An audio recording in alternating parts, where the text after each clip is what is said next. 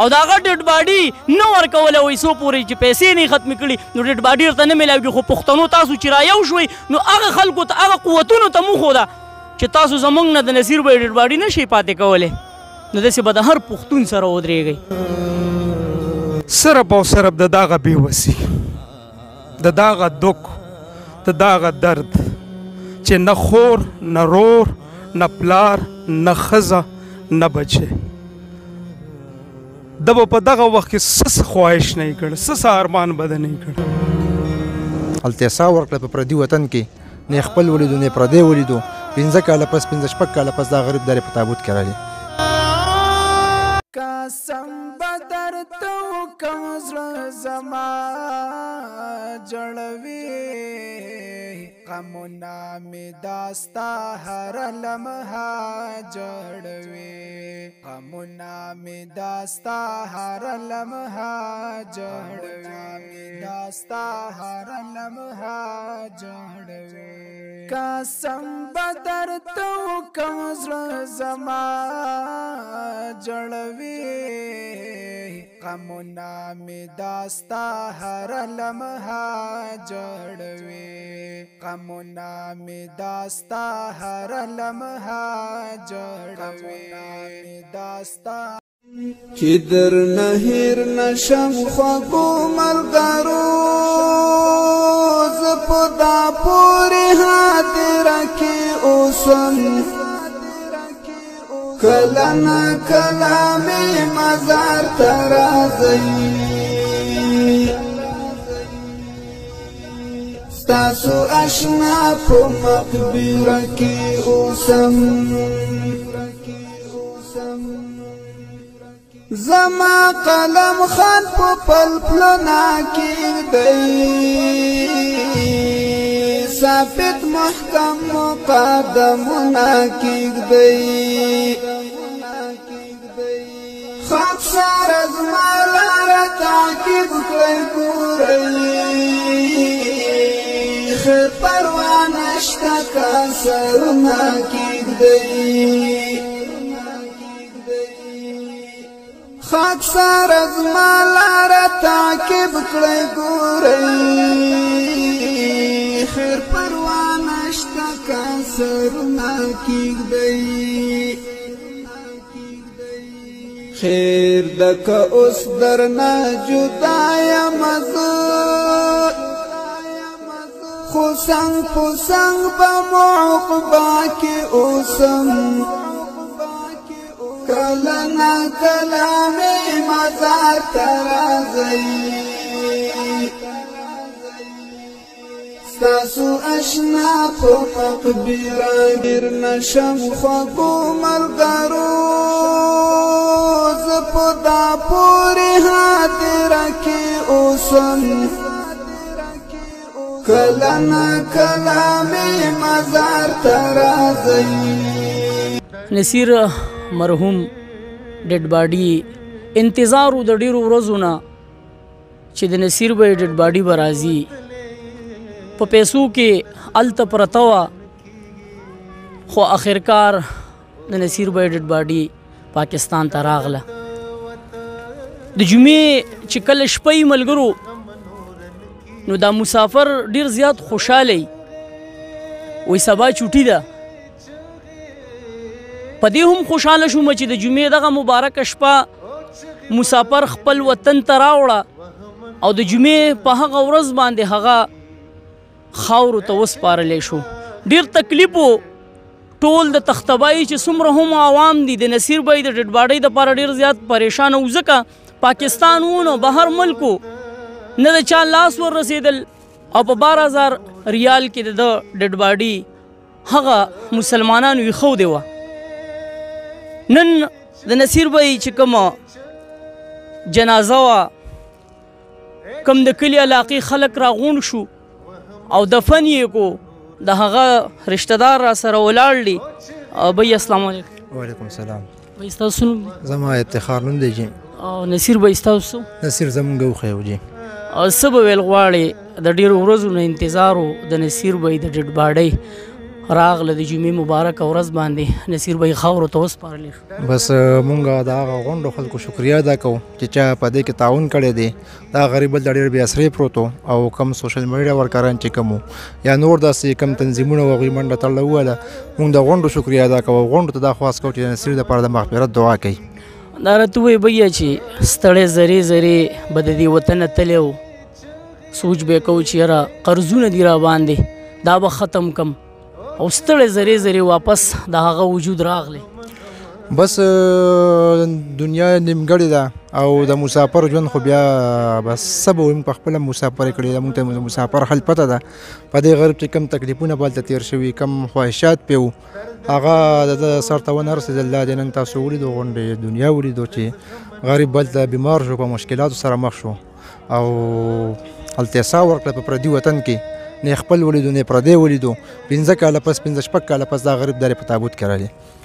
دا راته ووایي چې په هغه تکلیف کې وکړه ما ویډیوګانې کتلې دي چې ډېر دې پښتنو نه غوښتنه کړې ده چې یاره زما سره ودرېږئ، تاسو ته به هم رنګ کړی. هغه تکلیف کې به تاسو ته څه ویل؟ یاره جي اکثر به دغه به دغه کوو د خپل زوی سره به اکثر ډېره رابطه کوله، مونږ به اوس دغه کوله. خو دې زوی ته به دا ویل چې یاره مسافري له نه راولم، دغلته د شلو په نوکري به دله وګورم، په خپل وطن به خپل روزګار دغه کوم، خو مسافرۍ له دې نه راولم. بس دا خبره به ورته ډېره کوله دي. زړی چاودلی و او لیدلي به یې و چې یاره یو ورځ به زم ستړی زرې زرې د دې وطنه ځمه، هېڅ مې امتې جوړ نه کړل او اخره کې هم هغه شانتې زرې زرې راغلی د هغه بل وطن نه په څه کې راغلی، په تابوت کې راغلی. څه به ویل غواړې بیا؟ اعوذ بالله من الشیطان الرجیم، بسم الله الرحمن الرحیم.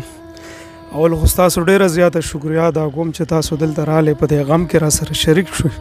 د هغې نه بعد بیا چې ستاسو هلته کوم کسانو سوشل میډیا والو یا نور داسې تنظیم والو هغوی د ده دپاره اواز پورته کړو، یا دلته کومو کسانو منډې ترړې والې وې، هلته کومو کسانو منډې ترړې والې وې، د هغوی یو جهان نه 100 جهانه مننه.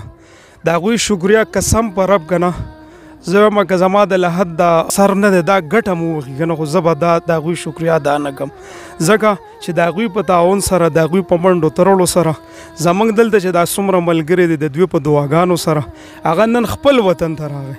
په الله قسم که دا هلته دفن وی که نه دا به د ټول عمر د زړه یو داغ وی، خو به دا شکر دی د دې خلکو منډه وه ترړه وه، د دوی هغه مینه محبت و، د دوی هغه دعاګانې وې. دا نن راغی خپل تره، خپل وراره، خپل رور، خپل زوی یا نور داسې خپل خپلوان هغوی د سره ودرېدل او دی په خپل وطن کې په خپله خاوره باندې دفن کړو. دا راته ووایه بیا چې ستاسو خو تره مو که نه؟ زما اوښې ستاسو اوښې خورکۍ په ما باندې واده وه. دا راته ووایي چې تاسو سره به هم ډېره زیاته مینه کړي. کومه هغه خبره ده چې دلته ولاړ وي د دې لحد خواته او جړا دله درغلې وه جړل دي، کوم هغه خبر وه چې مخې ته راتله؟ صرف او صرف د دغه بېوسي، د دغه دک، د دغه درد چې نه خور نه رور نه پلار نه ښځه نه بچی، د به په دغه وخت کې څه خواهش نه یې کړی، څه ارمان به ده نه یې کړی. ټیک ته د یوې خبرې نه د الله پاتې نه کړو، هر خواهش هر ارمان د دې ملګرو په منډه په ترړه باندې الله وکړو، خو د ده په زړه باندې خپل هم څه خواهش شو. 2 ښځې د هغې 2 نه ماشومان دا څومره زرې زرې او بل 6 کاله بعد چې نه د خور سره خبره نه د رور سره او دا زرې زرې پټې سترګې راغې او دلته کې دفن شو. ملګرو نصیر بھائی چې کله رخصتېدو نو یو امید به د ځان سره وړی چې یو ورځ به په دې ایرپورټ باندې راځم او دلته کې به راته دا ټول ولاړ وي، رور به ولاړ وي، وراره به ولاړ وي او ډکې منګولې به راځم. چېرته به یې دا سوچ نه و کړی چېرې په تابوت کې به راځم، چېرته به یې دا سوچ نه و کړی چې زه به دلته کې د خپلو نه جدا هغه اخري سلګۍ به هم زما د خپل کور په انګړ کې نصیب نشي. چېرته به هم دا سوچ نه و کړی. نو که دلته دا چې زمونږ کوم وروڼه دلته دغه جړا کوي نو څنګه چې دغه ورور وویله چې صرف دا راله ارمان راځي چېرې هغه زنکدن په وخت کې به ده څومره ارمان کړی چېرې یو کس خو را سره د کور وی که نه.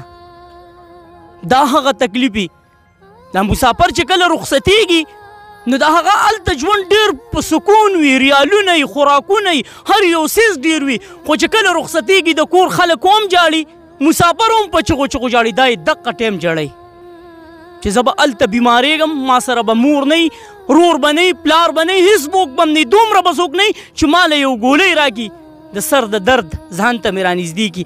دا یې هغه تکلیف جړی. نو نن نصیر به یې دمه شو، ارمان به یې کړی د خپل وطن. ستاسو یو جهان مننه. زما آواز، زما پیج د نصیر به یې په کار راغلی، د دې خاندان د دې تختبای په کار راغی. زه ډېر زیات مطمئن شوم. یو سلی جوړ شو، دغه خپل خپلوان به پې زړه راغونډوي، دغه بچی به راځي دلته به ورته کیني، یو څو خبرې به ورسره کوي. د دې سلي په انتظار و دا د تختبای خلک. ستاسو د ټولو شکریا ادا کوم، چا ویډیو شیر کړی و، چا کمنټس کړي و، د هغې ټولو د زړه نه شکریا ادا کوم.